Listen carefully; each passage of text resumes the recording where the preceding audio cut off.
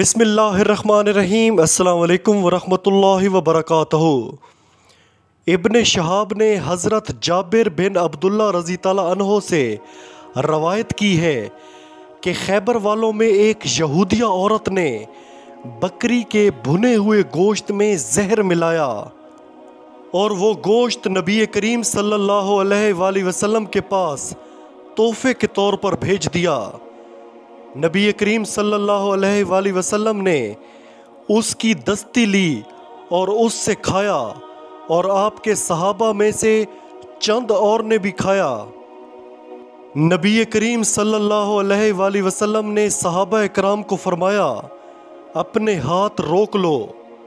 نبی کریم صلی اللہ علیہ وآلہ وسلم نے اس عورت کے پاس ایک آدمی بھیجا جو اسے بلا کر لایا۔ وہ عورت آپ کی خدمت میں فوراً حاضر ہو گئی۔ آپ صلی اللہ علیہ وآلہ وسلم نے اسے فرمایا، کیا تم نے اس گوشت میں زہر ملایا ہے؟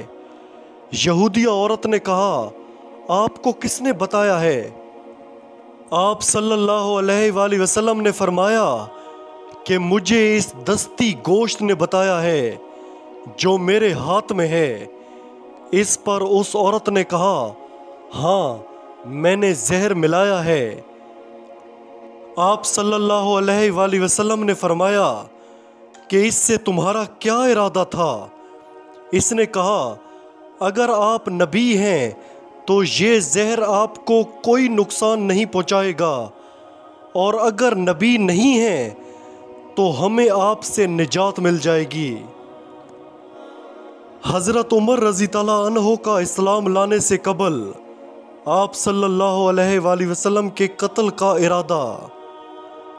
ایک دفعہ مشرکین مکہ کعبہ میں بیٹھے پیغمبر اسلام کی لائی ہوئی افدات سے نجات حاصل کرنے کے سلسلے میں غور و فکر کر رہے تھے کہ حضرت عمر جوش میں آ کر کہنے لگے کہ میں ابھی جا کر یہ جھنجٹ ختم کیے دیتا ہوں۔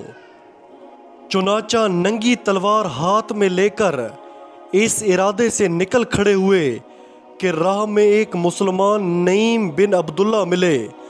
انہوں نے پوچھا، عمر آج کیا ارادہ ہے؟ کہنے لگے کہ تمہارے پیغمبر کا کام تمام کرنے جاتا ہوں۔ نعیم رضی تعالیٰ عنہ کہنے لگے، پہلے اپنے گھر کی تو خبر لو، تمہاری بہن اور بہنوئی دونوں مسلمان ہو چکے ہیں۔ حضرت عمر رضی تعالیٰ عنہ نے اسی غصے کی حالت میں ان کے گھر کا رخ کیا۔ دروازہ بند تھا، اندر سے قرآن پاک پڑھنے کی آواز آ رہی تھی، اور حضرت خباب بن ارت انہیں قرآن کی تعلیم دے رہے تھے۔ آپ نے زور سے دروازہ کھٹکھٹایا۔ انہوں نے دروازہ کھولا تو حضرت عمر فاروق نے بے تحاشا اپنے بہنوئی کو پیٹنا شروع کر دیا۔ ان کی بہن فاطمہ آڑے آ گئیں تو اسے بھی مار مار کر لہو لہان کر دیا۔ فاطمہ کہنے لگیں، عمر اگر تم ہمیں مار بھی ڈالو تو بھی ہم اسلام کو نہیں چھوڑ سکتے۔ بہن کی اس بات پر آپ کا دل پسیج گیا۔ کہنے لگے، اچھا مجھے بھی یہ کلام سناؤ۔ قرآن پاک سننے کے بعد آپ کے دل کی دنیا ہی بدل گئی۔ وہاں سے اٹھے اور سیدھا دار ارقم کی طرف چل پڑے۔ گو تلوار بددستور گردن میں حمائل تھی، مگر ارادہ بدل چکا تھا۔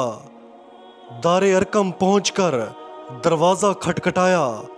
مسلمانوں نے دراڑ سے دیکھا کہ عمر تلوار سنبھالے دروازے پر کھڑے ہیں، جس سے مسلمان کچھ سہم گئے۔